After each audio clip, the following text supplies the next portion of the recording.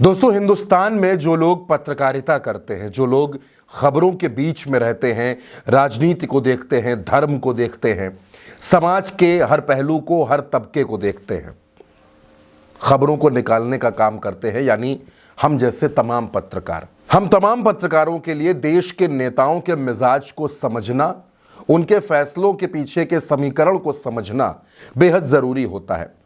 अखिलेश यादव को, राहुल गांधी को, नरेंद्र मोदी को, देश के तमाम नेताओं को, इनकी बॉडी लैंग्वेज को समझना, इनके भाषण का एनालिसिस करना, इनके वादों पर बात करना।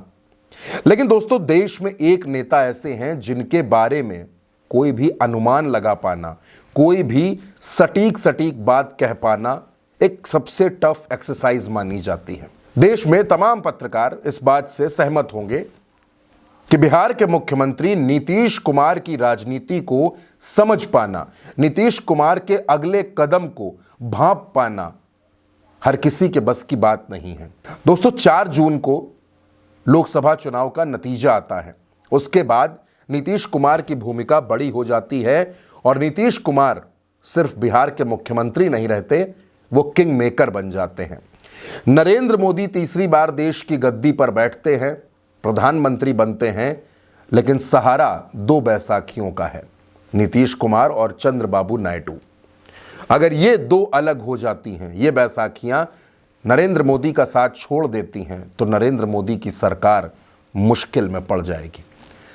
अब दोस्तों, नीतीश कुमार की सियासत कुछ ऐसी है, जैसा कि मैंने पहले भी कहा कि नीतीश कुमार आगे क्या करेंगे, क्या नहीं करेंगे, ये सिर्फ और सिर्फ नीतीश कुमार जानते हैं।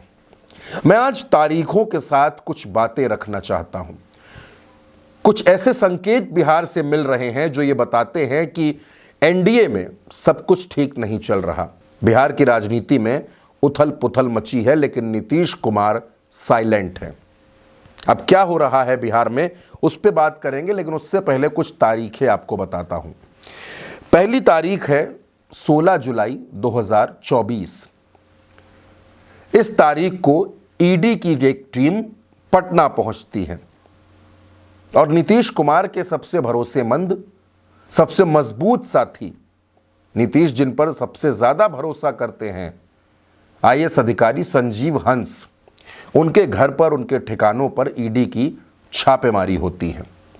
अब दोस्तों, इस तारीख में आगे बढ़ने से पहले 2 अहम सवाल हैं। पहला, क्या ईडी की इस छापेमारी की जानकारी नीतीश कुमार को थी? क्या नीतीश कुमार की सहमति से ऐसा हुआ? अगर ऐसा हुआ तो क्या नीतीश कुमार अपने ही अधिकारियों के खिलाफ माहौल बनवाकर अपनी सरकार की इमेज खराब करवाएंगे? अगर नीतीश कुमार को कोई जांच करानी होती तो उनके पास अपनी इंटेलिजेंस है, अपनी पुलिस है, आर्थिक अपराध शाखा है, सब कुछ राज्य के पास है, तो फिर नीतीश को दिल्ली की तरफ देखने की क्या जरूरत थी? और अगर नीतीश कुमार को भरोसे में लिए बिना, अमित शाह का फोन आए बिना, नरेंद्र मोदी से बात हुए बिना इस तरह से ईडी ने कार्रवाई कर दी है, तो इसका मतलब यह है कि भारतीय जनता पार्टी की सरकार, नरेंद्र मोदी और अमित शाह नीतीश कुमार पर दबाव बनाने की कोशिश कर रहे हैं। और यह दबाव इसलिए है कि कहीं नीतीश कुमार छिटक कर तेजस्वी के साथ ना चले जाएं। अब नीतीश कुमार की नाराजगी की तमाम वजह है, लेकिन 16 तारीख को जब इस तरह की कार्रवाई हुई, उसके तकरीबन 10 दिन बाद यानी 27 जुलाई 2024 को दिल्ली में नरेंद्र मोदी मुख्यमंत्रियों की एक मीटिंग बुलाते हैं। इस मीटिंग में ममता बनर्जी तक पहुंच जाती हैं, लेकिन नीतीश कुमार, वो नीतीश कुमार जिनके लिए नरेंद्र मोदी पलक पावड़े बिछाकर इंतजार कर रहे थे कि नीतीश बाबू आएंगे, लेकिन नीतीश कुमार उस बैठक में नहीं गए। हवाला उन्होंने जो दिया, जो बात बताई, वो और ज्यादा बेचैन करने वाली थी। नीतीश कुमार की पार्टी की तरफ से यह कहा गया कि नीतीश कुमार पटना में झारखंड जेडीयू के नेताओं के साथ बैठकर मीटिंग कर रहे हैं, क्योंकि जेडीयू झारखंड में अपने प्रत्याशी उतारने की तैयारी कर रही है। और इसके बाद दोस्तों, एक तारीख और आती है, 1 अगस्त 2024। नीतीश कुमार अपने सबसे भरोसेमंद अधिकारी संजीव हंस को उनके पद से हटा देते हैं। आखिर इन तीनों तारीखों में अगर आप गौर से देखेंगे तो चल क्या रहा है? अब नीतीश कुमार बड़े चुप हैं दोस्तों।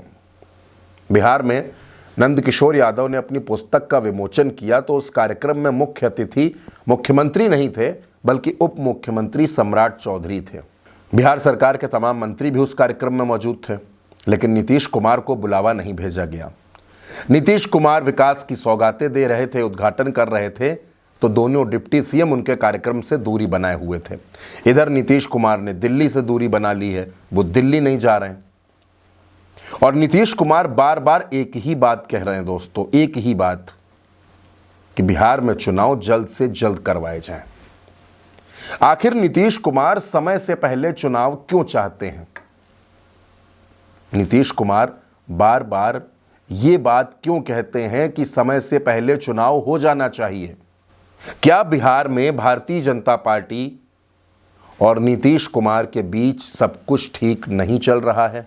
क्या वक्फ बोर्ड वाला बिल, क्या बिहार की आरक्षण की नई सीमा, लैटरल एंट्री, जातिगत जनगणना, ये तमाम मुद्दे इतने बड़े हो गए हैं कि अब नीतीश कुमार का एनडीए में रह पाना, नरेंद्र मोदी के हाथ को पकड़कर नरेंद्र मोदी के साथ खड़े रह पाना बहुत मुश्किल हो गया है।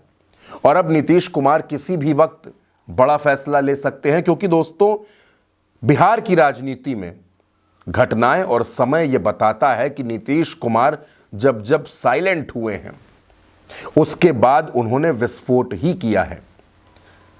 बिहार की राजनीति में नीतीश कुमार भूचाल ही लेकर आए हैं। तो क्या अब जब नीतीश कुमार एक बार फिर से चुप हैं, तो ये चुप्पी बिहार में किसी नए सियासी शोर की पटकथा लिख रही है?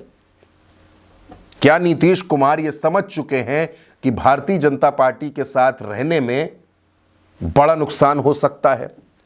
और नीतीश कुमार जिस मुद्दे को लेकर आगे बढ़े थे, जातिगत जनगणना के मुद्दे को, वो मुद्दा राहुल गांधी ने लपक लिया है।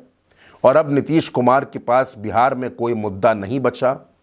उधर बीजेपी प्रशांत किशोर को भी लगातार पर्दे के पीछे से सपोर्ट कर रही है, ऐसी भी खबरें चल रही हैं।